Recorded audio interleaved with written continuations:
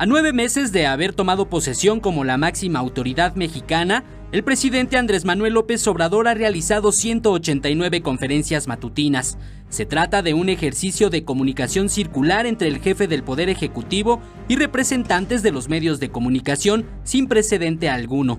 Desde que se realizó la primera mañanera el 3 de diciembre de 2018, el Salón Tesorería en Palacio Nacional ha sido escenario no solo de conferencias, sino también de manifestaciones, denuncias y hasta enfrentamientos con periodistas como Jorge Ramos.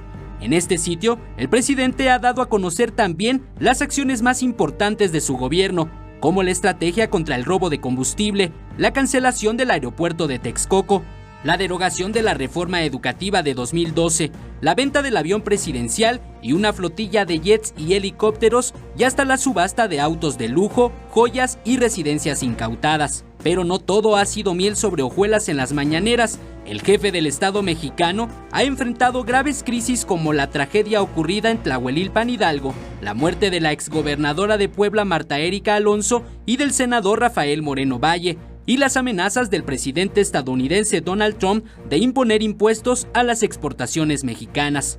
A las conferencias no solo acude el mandatario mexicano, lo mismo comparecen secretarios de Estado que funcionarios de cualquier nivel. El que más visitas registra es el secretario de la Defensa Nacional, Luis Crescencio Sandoval, con 33 asistencias. Le sigue el canciller mexicano Marcelo Ebrard con 21 asistencias y en tercer lugar el Procurador Federal del Consumidor, Ricardo Sheffield, con 19 asistencias.